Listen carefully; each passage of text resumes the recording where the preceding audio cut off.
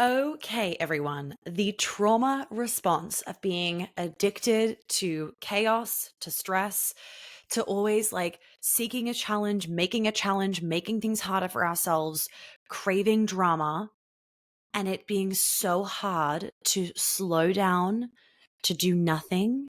Oh my God, to be bored and to receive. I did an episode a few weeks ago. Maybe it was actually just last week. I think it might have been just last week. Um, on receiving and why for a lot of us it can be challenging to receive. So if you haven't listened to that, make sure you go and listen to that episode. And if you guys are new to the episode, new to the podcast, I would also recommend going to the podcast directory and jumping to the trauma section and listening to any of those episodes as well that you feel like could be of value. I know you guys get so much out of the show, which makes me very, very happy.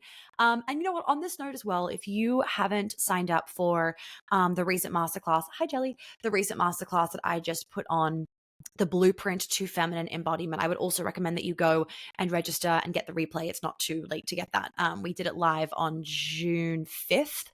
But you can totally grab the replay. It was like 2 hours or something ridiculous, like maybe more. Anyway, okay, let's dive into this. I get asked this a lot.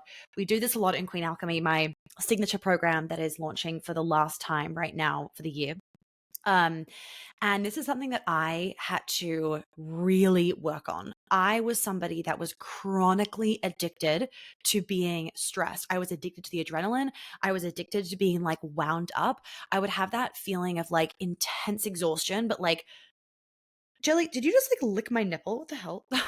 I would have this feeling of like intense exhaustion behind my eyes, but this jitteriness. And that jitteriness I thought was feeling alive by my job, feeling like alive by the life I was living. I thought it was just like pure joy. But no, that's called pure adrenaline and cortisol. So anyway, what we want to all be feeling is the ability to regulate ourselves. There are going to be moments, because you're human, let's remember that. We're not aiming for perfection here. There are going to be moments where you're in that kind of like chaos and you feel your adrenals firing. You feel that kind of jitteriness that some of us feel that can get a little bit addictive. Oh, buddy. Okay. You can sit here. You can feel that. But the power lies in you being able to get yourself out of that hamster wheel because the stress becomes very, very addictive.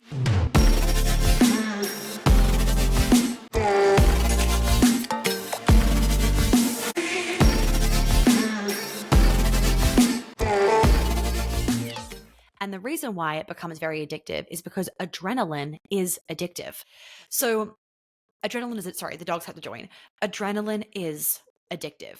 So, when you are constantly jolting your body into that stress response and feeling the adrenaline, you get this high. You are riding what feels like a high. It feels like excitement and joy and like I want to feel this again and you keep then getting yourself into a stress state because that is your normal.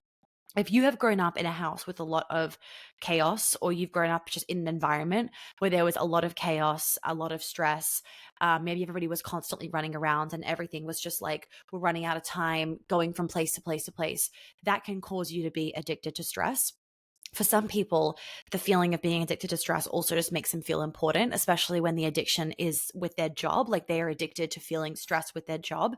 A lot of people, that makes them feel like they are enough. They're doing a good enough job. They're working hard enough. And obviously, the real root of that whole issue is validation and them not feeling like they got the validation they wanted when they were a kid or a teenager or a young adult from their parents. So they think that by working harder, they're going to finally get that tick of approval by somebody. And what we need to remember is that when we are constantly grinding and going and moving from A to B to C to D and never allowing ourselves to slow down, it also prevents us from, or not even prevents us, it distracts us and kind of keeps us safe, if you will, from having to actually feel what we are feeling, whether it's pain, whether it's fear, whether it's anger, whether it's resentment, whether it's loneliness. It prevents us from feeling that. It keeps us in this like illusion of I'm happy and everything's great. Why would you want to come down from that? But the overarching thing to understand for people that are like, why am I always creating drama? Why am I making things harder for myself? Why is it that, I am literally finding problems to solve? You get some kind of significance from it. You are addicted to the adrenaline that you get, the high that you are riding when you are in the challenge, when you are stressed, when there is some kind of drama, blah, blah, blah. And when we are just sitting in stillness and when there's no drama and no problems and no stress, that can actually feel very stressful. And the reason why it feels stressful is because your nervous system, to your nervous system, stress feels normal. Chaos feels normal. Overwhelm feels normal. The adrenaline and cortisol release all the time, that is your normal. Thanks, Jelly. So when you are then relaxing and in a state of calmness, your body freaks out because it's not your normal. It doesn't mean that you don't want to make it your normal. It just means that you guys have to remember that to your nervous system, whatever is quote unquote normal is safe. So whatever is your normal is your safety. And doing something different, even though it's healthier, can actually feel really scary. Not because doing something that's healthier for you is scary or is bad or wrong, but it feels scary because you are going outside your comfort zone and you're doing something unknown. And whatever feels like the unknown, whatever you haven't done before, sounds like, it sends off the danger bells. Your amygdala thinks that it's in some kind of stressful situation and you react as though there is some kind of danger even when there's not. So the way that you can react, essentially, like the version of it in modern world, is finding a problem, creating a problem, getting way more stressed than you actually need to be in regards to the problem at hand. Ladies, before I forget, I need to remind you, Queen Alchemy is open right now for enrollment, and this is the last round of the year, the last round. I know it is earlier than usual for the second and last round of the year. Usually it's a little bit later, but because your girl is becoming a wife, we had to do that a little bit earlier. And this is also going to be the last round where Queen Alchemy is this live. Yeah, this is also going to be the last round where it's like this, which is really bittersweet. I actually just recorded an episode and I started crying about it. So that might already be up for you to watch. You'll see it. It's just like a 10-minute kind of clip, a 10-minute episode of just like saying goodbye to Queen Alchemy or some kind of like headline like that. So you can go watch that if you want for all the details. But yes, this is the last round of the year. Please make sure you fill in your form ASAP because at this point of me recording this little like ad clip, we are already half sold out. So we might only have a few spaces left. So please run, don't walk, especially if you've been sitting on the fence. This round is going to be a really special round because of everything that I was saying in that other like 10-minute Queen Alchemy spiel podcast that you guys can listen to when it's out. If it's already out, we'll put the link below so that you can watch it. If it's not already out, it's coming soon. So keep an eye on your podcast app and make sure you subscribe to the podcast, and let's jump back in. Don't forget to fill out your form. Don't forget to do the thing. Queen Alchemy is the program every single woman needs that she doesn't even know that she needs. Research has shown that children that grew up with chronic neglect and stress and emotional trauma, mental trauma, physical trauma, whatever it was, their amygdalas are typically bigger than those people that didn't go through the same experience. Now, a bigger amygdala isn't a good thing because then what's happening is basically they perceive more things to be dangerous than, like, let's just say the average person. Doesn't mean you're broken, not normal. It's just that they perceive things to be more dangerous. Their amygdala is on like hyper alert. That's not a good thing.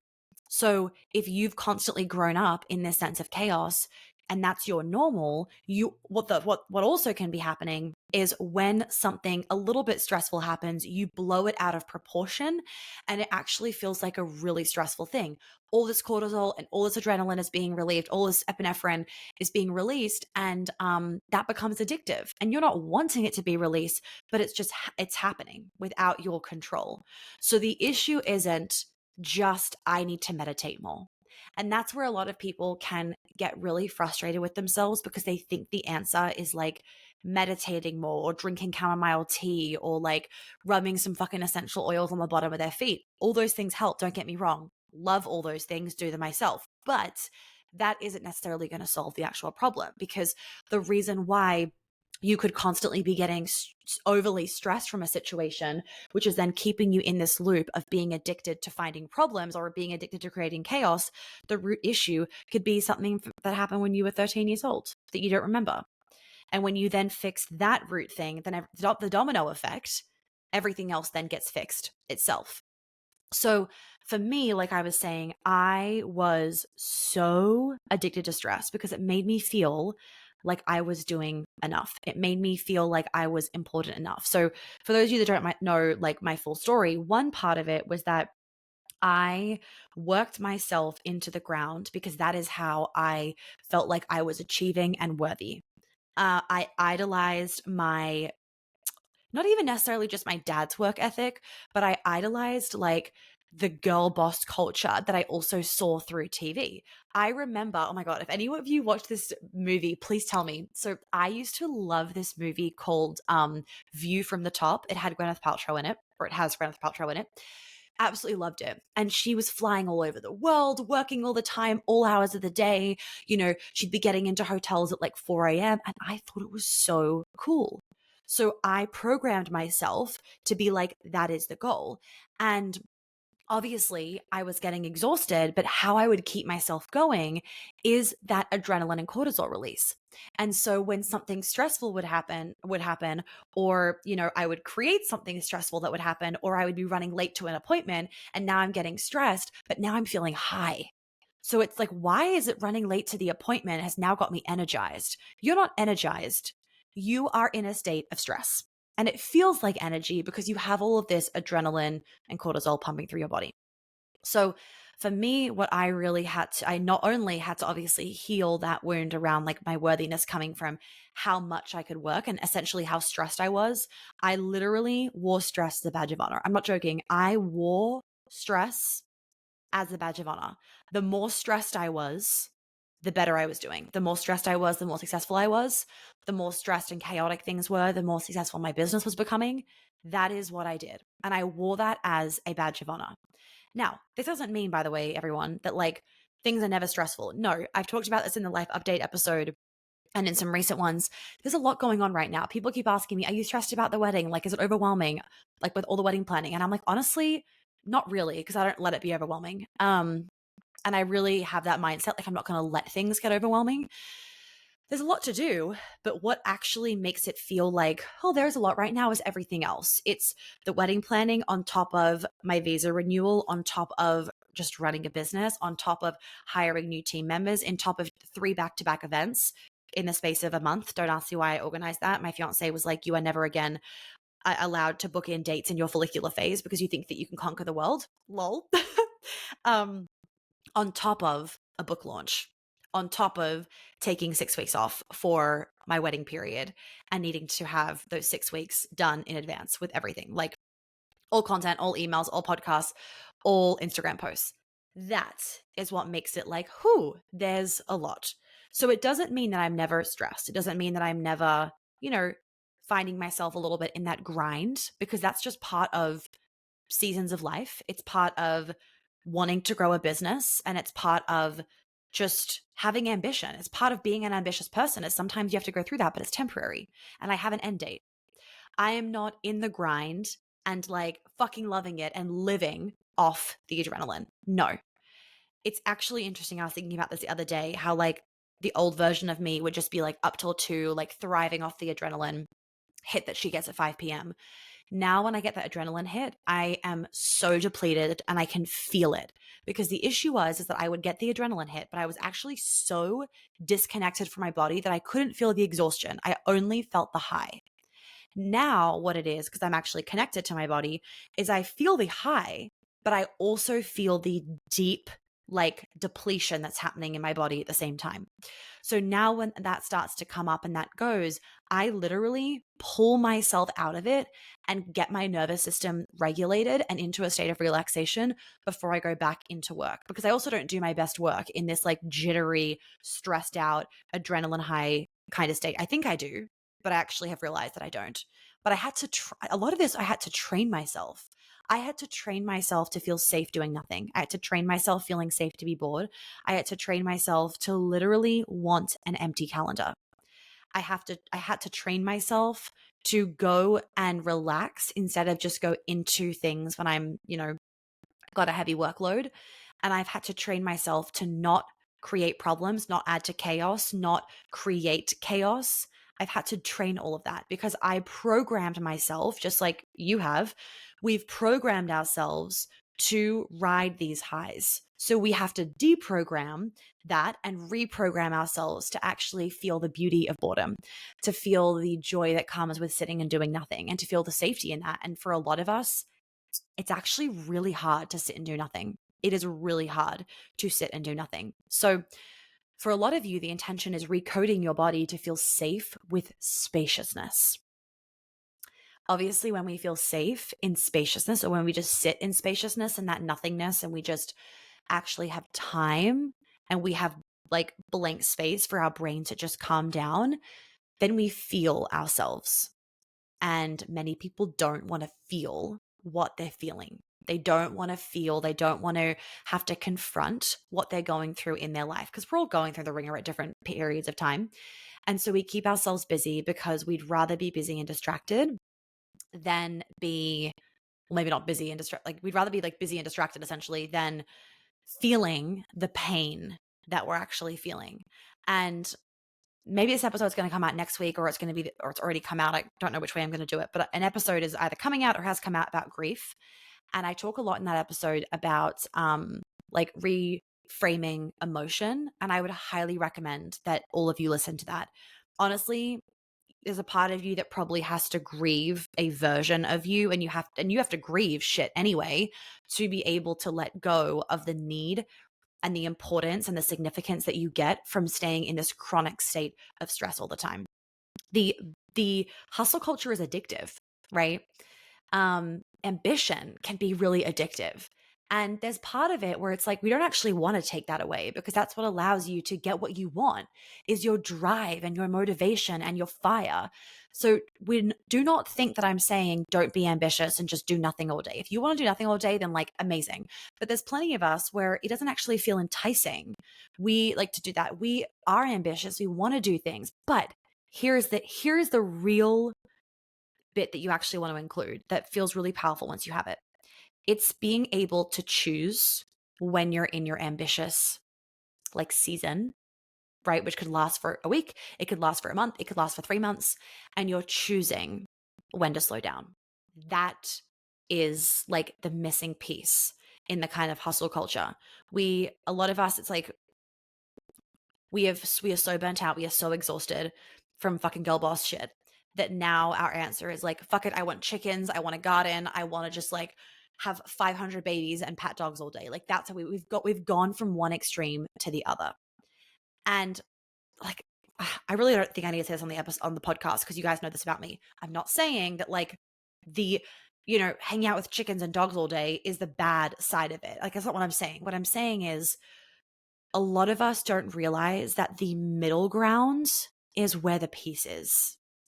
Because if you've gone ambition, like girl boss, and now you've just slingshot yourself into, I'm just using an example because this is like the feminine urge shit that you see on Instagram. Now you've slingshot yourself into, I just want to have chickens in a garden and hang out like patting dogs all day.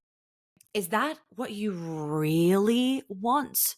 Or is that your like trauma response, your exhaustion speaking, where you are just like, I fucking can't? And it's actually partly like disassociation, because you don't know how to meet yourself in the middle. A lot of us don't know how to hold ourselves in kind of like, I mean, the best way to describe it is like, we don't know how to hold ourselves in like our own masculinity, if you will, of being able to discern when to bring our ambition forward, when to be able to like rest a little bit more. We don't self-control. That's what it is. Like we literally don't have the self-control required to embrace different seasons of life. So, for example, the season of life that I'm currently in is one a bit more of ambition. But like I said, it's got a time limit in the sense of like, I will be going until like, we obviously have a lot, I mean, obviously we have a lot going on this month in June, because we've got 2 events in Europe. I'm launching Queen Alchemy. I got to like write 2 more chapters of my book. My visa is getting renewed, wedding stuff. There's a lot happening.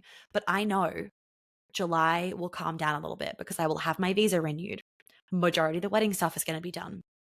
The 3 events have been done, right? So because running an event is so, I always forget this. It is like, even though I've done it like every single year, it is, I always forget how much work goes into it. So I know that like it is just a season, and I just have to, I have to find that middle ground for me where sometimes I'm pushing a little bit, but then I'm resting. So even today, for an example, I did a podcast, I had a meeting, and then I was like, okay, I've got two choices right now.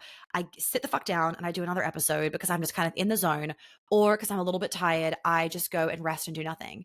And I kind of did what I did what I teach a lot of you guys in my program, Her. And long story short, I sat down. I'm obviously doing the podcast because I'm right here, but I also know that I'm not going to be working until 2 a.m. After we go out for dinner with our friends. I'm going to come home and I'm going to go to bed early. So it's this kind of give and take. But why a lot of us can't do the give and take is because we don't listen to ourselves. We don't have the connection to ourselves. We can't feel our body. We don't even know our own limits. So because we don't know like where we can kind of push ourselves to, we go over that point, we hit burnout, and then we slingshot ourselves into the fucking chickens. That is what we do to ourselves versus being able to find this beautiful middle ground that works for us. Not what works for me, not what works for your best friend, not what works for your husband, what works for you. And so for example, I'm a generator. I have a lot of energy. I've always had a lot of energy. I have a lot of drive. I have a lot of motivation. Don't compare how you work to me because we're two different people. But overall, we slingshot ourselves because we don't have the ability to control and have the self awareness and have the discernment and have the self discipline to find the middle ground. And that middle ground means that, I'm working a lot right now. I'm kind of like pushing a little bit like, I got this, I got this, I got this. It's a season, it's a season. I know when the end is. Not because I'm pushing to the end. I actually really fucking enjoy it, but it's more so I don't burn out, right? It's so I don't get into that hamster wheel grind. And I'm not in the hamster wheel grind because I'm not riding, like I said to you guys before, I'm not riding the adrenaline highs. I'm not getting the adrenaline highs. When I get the adrenaline high, like I said, I pull myself out of it. And I know that I have 6 weeks off for my wedding. So I know that I have these extended periods of time to then rest. I know my limit. I know where I can push myself to. It's just a few more weeks. I know I'm pulling back in July. We have less travel and everything, which also helps as well.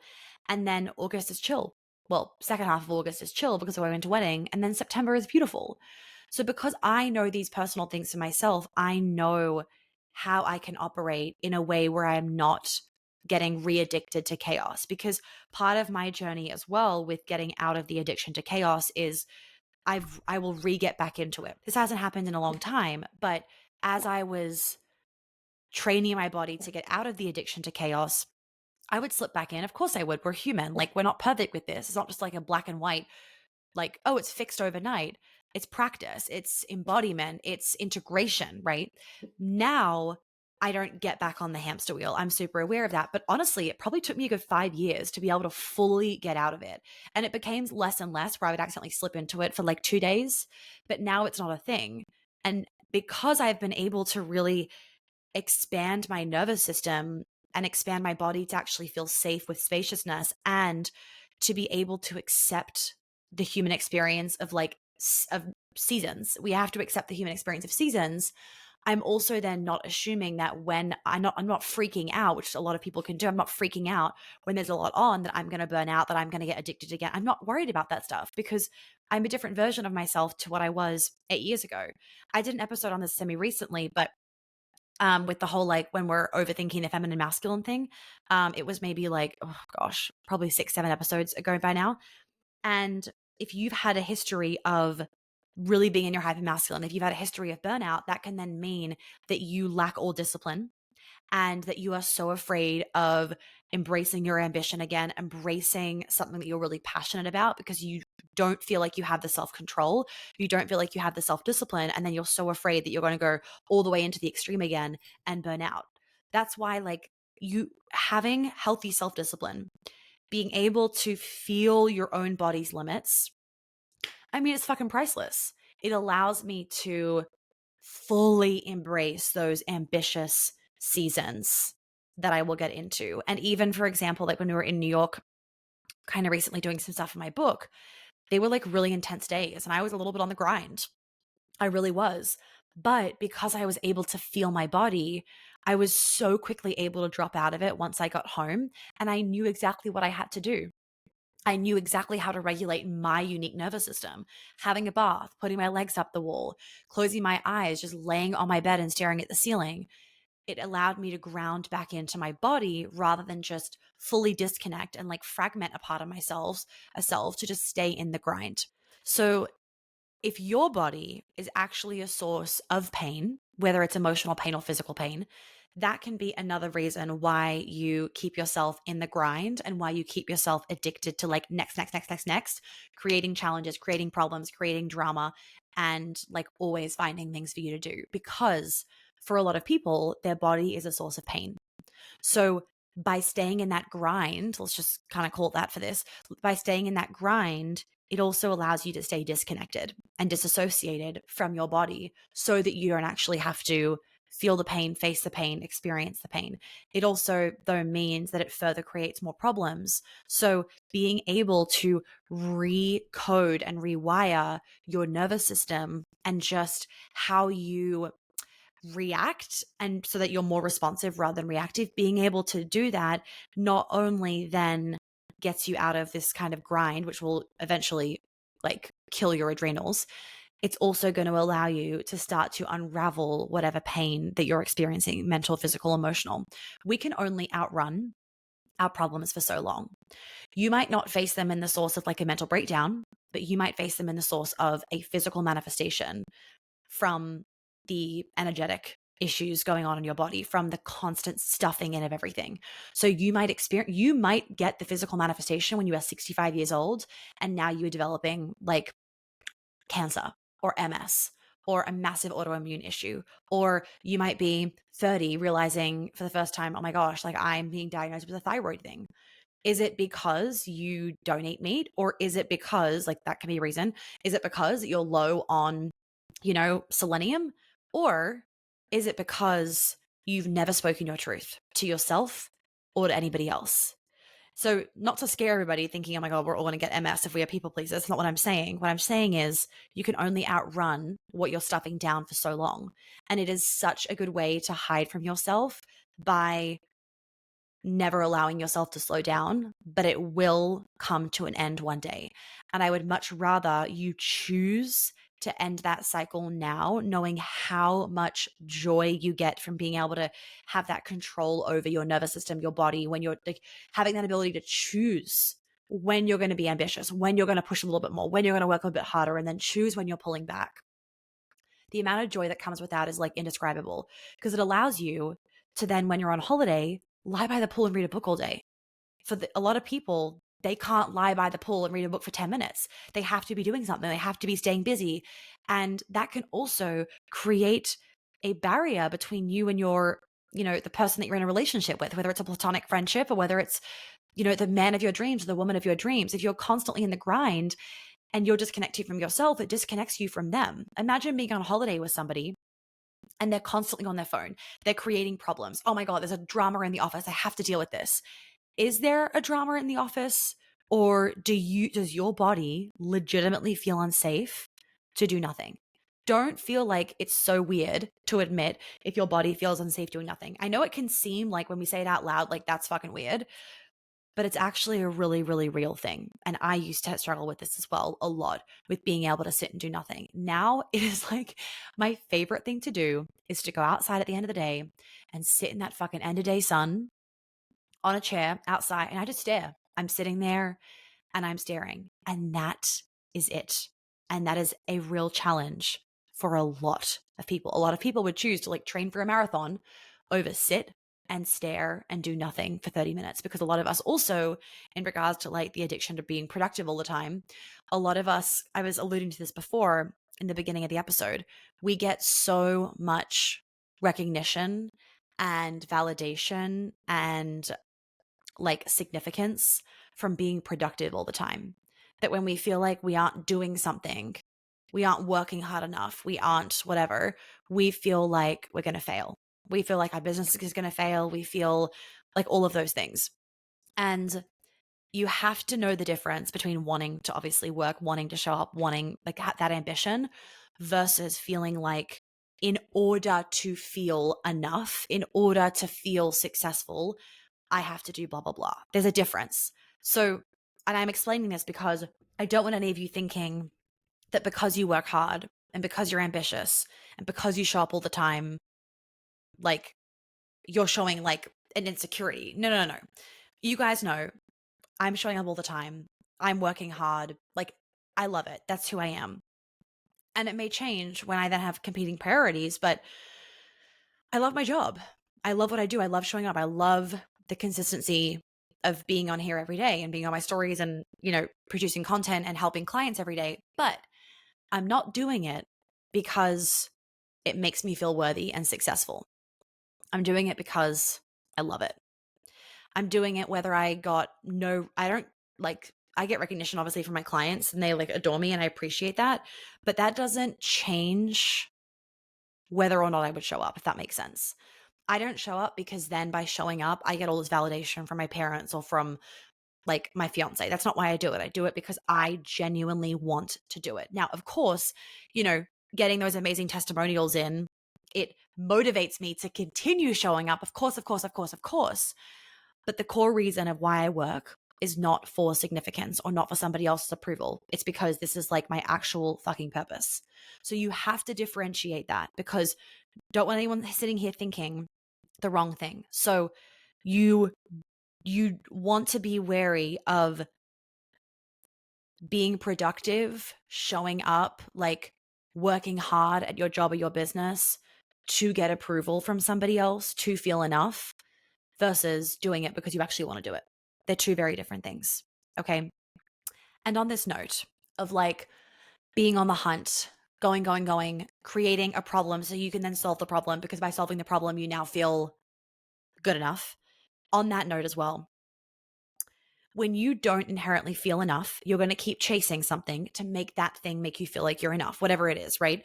And it could be because then you finally validate yourself. You finally feel like, okay, I'm good enough for myself. Or it could be because then somebody actually gives you, like a parent, a friend, a lover, whatever, then gives you that recognition. But this is the most important thing for you guys to understand. You will never actually feel the level of enoughness, quote unquote, which, there's no actual level of like, this is what makes me feel like enough. Nothing makes you feel enough. You just inherently are. But just on this point, just so I can, explain this to you guys. If you don't inherently feel enough, successful, worthy, deserving, smart, whatever it is, if you don't feel that for you, it actually doesn't matter how much somebody validates it or tells you, you will keep chasing. You will only even feel like that feeling of validation that you're running after. You're actually only ever going to feel that when you give that to yourself. It won't hit right when somebody else gives it to you. It'll feel good, but it's still not going to fill that like hole that you're trying to fill. Because the hole that you're trying to fill, as cliche as it sounds, but it's true, it actually comes from you. So, is it nice to get validation from other people when you're doing a good job? Yeah. But what my intention is for you and what you want to have for yourself is that that doesn't become a driving force. Because then you don't know, am I making me happy? Am I doing this because I want to, because it's fulfilling me? Or am I doing it to make somebody else happy? Am I doing it to fulfill somebody else? Am I doing it because then I'll be enough for this person? You are constantly then outsourcing your sense of power. That is how you keep outsourcing your sense of power. Ladies, if you haven't seen that, I have put on another masterclass. Yes, we have another one. You guys have been loving them lately, and I have been adoring putting them on for you guys as just a little bit of a different medium other than just Instagram and the podcast. So, with that being said, if you haven't registered for the latest the latest masterclass, which is called The Blueprint to Feminine Embodiment, I highly recommend that you do. You guys know I'm going to break down all the bullshit that you see on Instagram. I'm going to give it to you really, really real. And obviously, I've been doing this, maybe not obviously, but I've been doing this work for going on 8 years. So I kind of know the truth and the bullshit. And we're going to go into the truth on the masterclass. So the link to register is below, and I hope to see you there. So just remember, really key thing, nothing actually makes you feel enough. Nothing. Think about it. If I asked you right now, what makes you feel enough?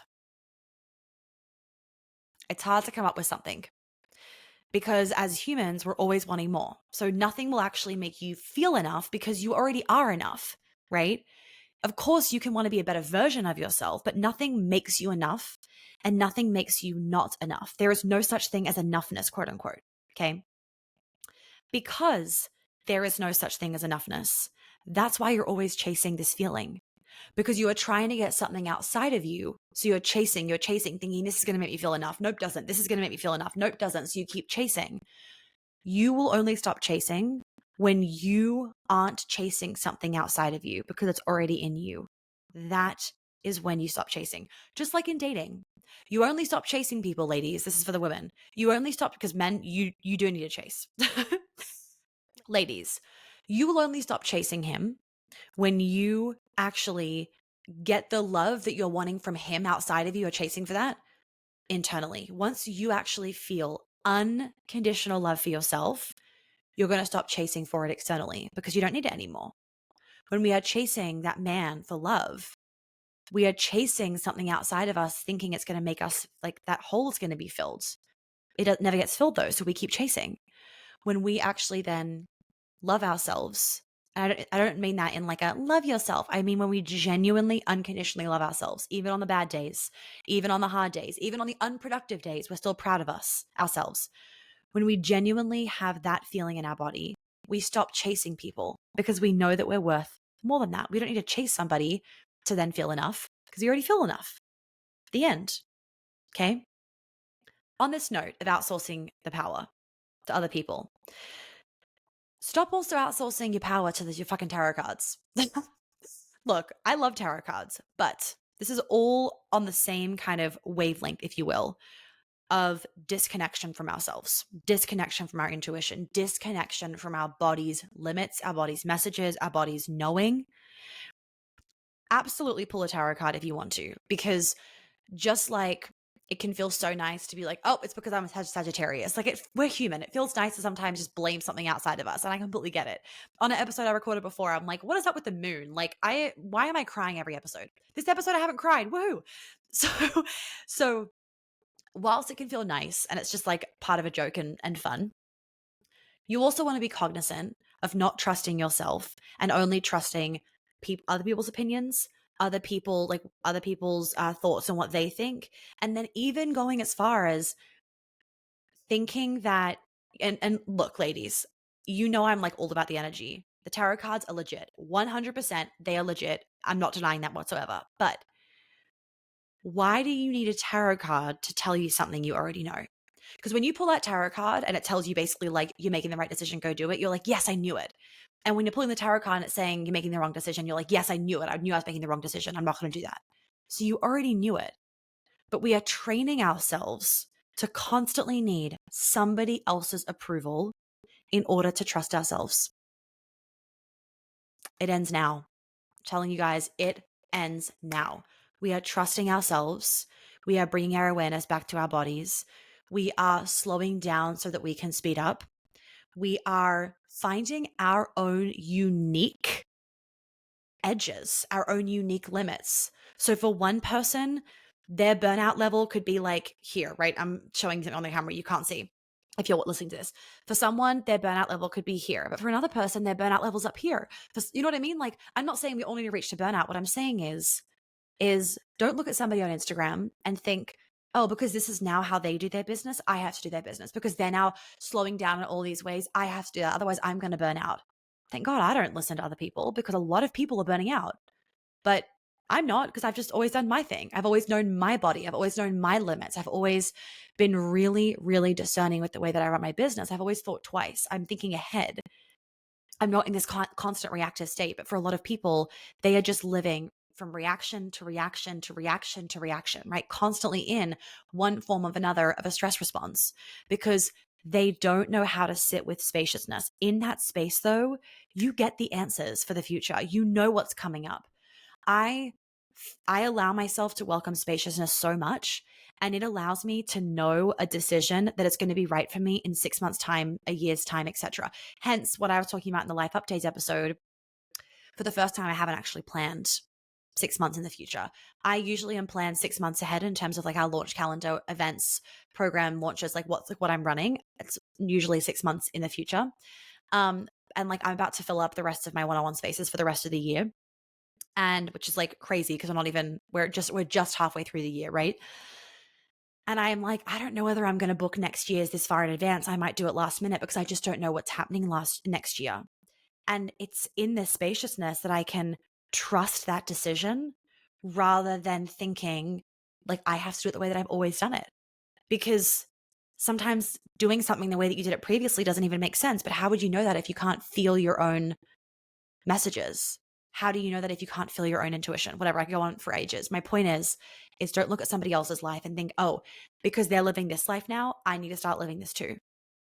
Just because that is their new like desires doesn't mean it has to be yours. And please remember to like quickly recap this. Do not just slingshot yourself from like one extreme to the other, because don't think that like the other extreme that you're now on, because you've slingshot yourself from, like we were saying, the burnout to the chickens. Don't now think because you're hanging out with the chickens, you've solved the problem and you're never going to be burnt out again. Do you know what else burns you out? A lack of joy, a lack of purpose, a lack of chi energy running through your body. That also burns you out. A lot of people blame their jobs for burnout. That isn't necessarily the reason for burnout. The other reason for burnout can be chronic stresses that are sitting in their body from their teenage years that they've never addressed. That can be the reason. The reason for the burnout can be the chronic people pleasing. The reason for the burnout can be because you're always overthinking everything, because overthinking is a trauma response. The reason for the burnout is because you're constantly creating chaos because you only feel safe in chaos and your nervous system freaks out in spaciousness.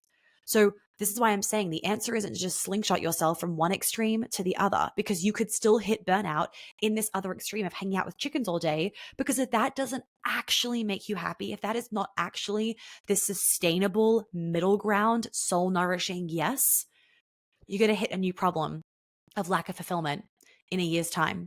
And then what's going to happen? You're going to go to the other extreme of like, all right, the answer is just to like go, go, go again. No, we want to come and we want to find your middle ground. You will find your middle ground. You will be able to hear yourself again when you are not bogged down by everybody else's fucking programming. So if you haven't listened, this kind of leads into the intuition episode that I did recently. If you haven't listened to the intuition episode I did recently, a few episodes ago, highly recommend that you go back and listen to that. It's not too far back, so if you just scroll a little bit, you'll be able to see it. Really, really recommend that, because a lot of what I'm talking about links to you not being able to feel and hear your intuition. And that explains why that happens, how to get rid of it, etc. All right. Please, ladies, don't forget that Queen Alchemy is enrolling right now. We honestly could be full at this point or just about full, because before we even launched, we were already nearly half sold out. At this point, as I'm recording it, which is like I'm recording it on June 4th, we are half sold out. So like not half sold out, half full. So please do not wait, because this is the last round for the year. Once I hit my max, I can't take any more, because that would be really unethical. And like, I wouldn't be able to have the energetic capacity for everyone in a fair way. So once I hit my max, I can't go beyond that. And then you'll have to wait 9 months until mid-March of next year. If you don't want to do that, I would jump on this. Also, the earlier that you join, the earlier you can get stuck into everything. There is so much content to get into before we start. And the more that you get into before we actually start the live calls, the more you'll just feel like you could integrate everything a little bit better. So if you can, join early. And once you've joined, actually start doing everything in the portal as well, so that you are ahead of the game when we jump into the live calls. All right. Okay. I hope that you love this episode. And if you guys have any questions on it, please send them to me. Your follow-up questions are really great for podcast episodes. So please do that. And I will see you guys in the next one. Oh, and leave a review if you haven't already left a review, because they mean a lot. I read them all. And I will send you, or my team will send you, a little meditation that just brings your awareness back to you. Not brings your awareness back. Well, it does do that. It disconnects your energy, from other people, so that you can just bring your energy back to you. Okay. I will see you guys next week. Have a good rest of your day. Bye.